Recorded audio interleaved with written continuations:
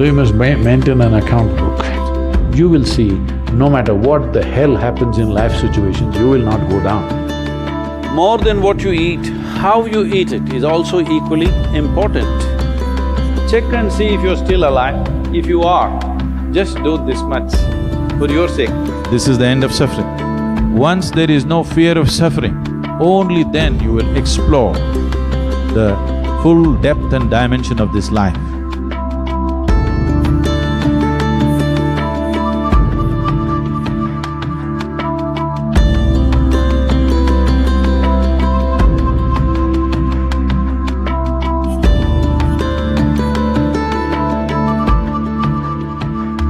Outside challenges are many. There are many things in the world.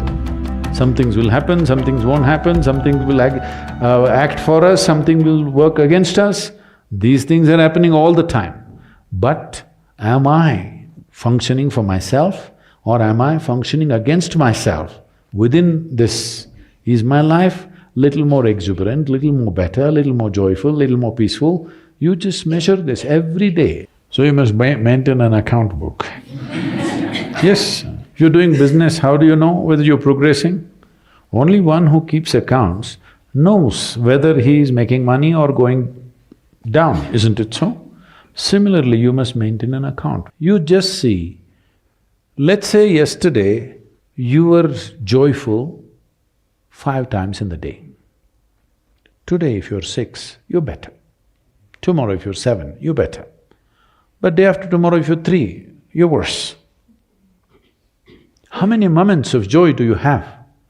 Why I'm talking about joy is we are not using joy as a goal. Joy is a measure. Joy means you're at ease.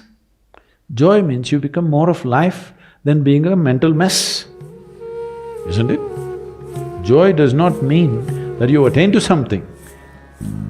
Joy simply means life has come to ease, you're not messing yourself up. Spend 5 minutes, have I been better today than yesterday? Has my day been better?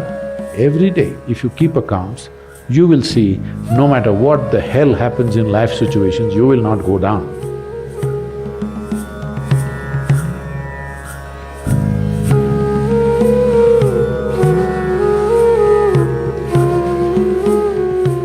Here I'm not trying to tell you what to eat and what not to eat. You eat whatever you want. But being a human being, the most important thing is that you do it consciously. Whatever you do must happen consciously. Your selection of food and consumption of food also must happen consciously. More than what you eat, how you eat it is also equally important. When I say how you eat it, these are all live substances. Every one of them had a life of their own, whether it's a plant, animal, vegetable, every one of them had a life of their own. If you approach it with a certain sense of gratitude and reverence towards the food that you eat, when I say reverence, it may feel like too much for you, but I'm asking you, let's say we put you in a room and you had nothing to eat for 5 days. If God appears in front of you, what will you ask for? Food? So that's how important it is. You must understand the food on your plate is not just a substance, it is not a material, it is not a commodity, it is life. It is the life-making material for you. So you must treat it as such. Right now, when it's on the plate, when it's out there, it has no value, but the moment you consume it and it becomes your flesh and blood, now suddenly it's of immense value. Why do we live like this? It's very important, when it comes on your plate itself, you must treat it as a part of yourself. With great reverence, you must consume. Just the way you consume it, if you change that, food will behave very differently within you.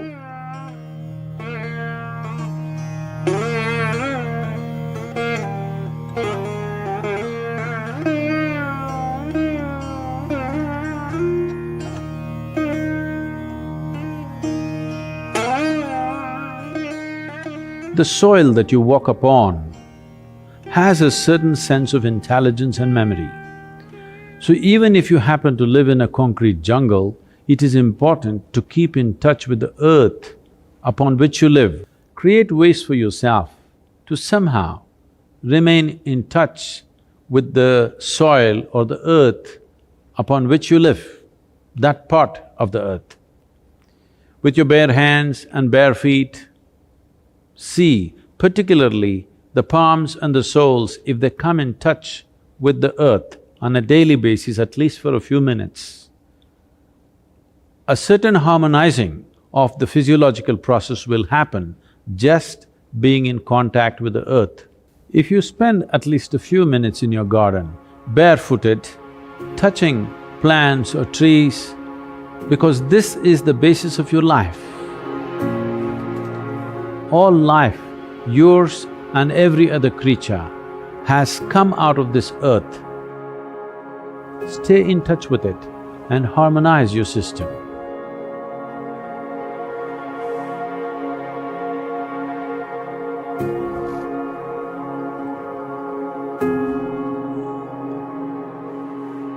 One thing is, before you go to bed, just sit in your bed just for 2 minutes.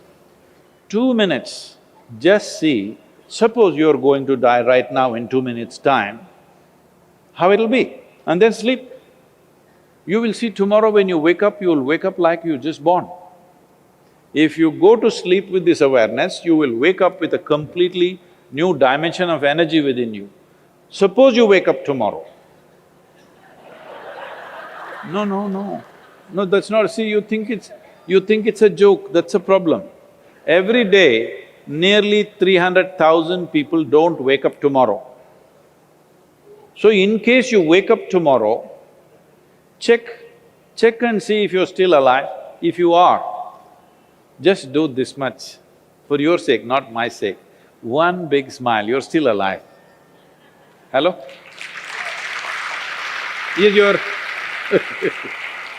Is your life worth this much? See, do not think every day you will wake up, one day you will not wake up. Yes or no? Tomorrow morning you woke up, check if you're still alive. If you're dead, I will pardon you. If you're alive, one big smile. Then if 300,000 people die on the planet, maybe 3 to 5 million people would have lost somebody who's dear to them. So just check those 4 or 5 people who matter to you in your life, all of them still alive. One more smile. Hello?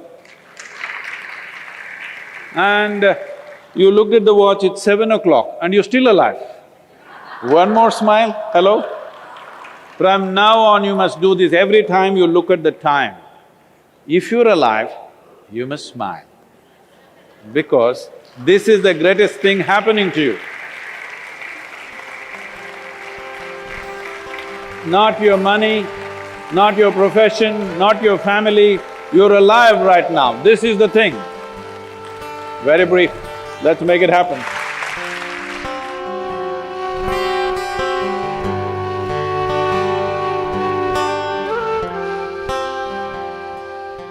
Your ability to live well on this planet is essentially how well you can harness this body and this mind. Yes or no? So if you have to harness this the way you want it, it's very important. There is a little space between you and the body. There is a little space between you and the mind. Whatever suffering, any kind of suffering that you have known in your life has entered you either through the body or through the mind. Do you know any other kind of suffering? Do you know any other kind of suffering? Physical suffering, mental suffering. There's only 2 things you know, isn't it? If a little distance arises between you and the body, between you and the mind, this is the end of suffering. Once there is no fear of suffering, only then you will explore the full depth and dimension of this life. So, one thing we want to do is, we are bringing this what's called as Isha Kriya, which gives you a distance between you and your thought, between you and your body. If people experience this for 2 minutes a day, their lives will change. Definitely, I'm telling you. Once they know the freedom of it, you will not like anything. You will not like any drink or drug or whatever, because it is a much big high than that. Much big high than anything that you have seen. So one of the resolutions that you take for the new year is, I meditate.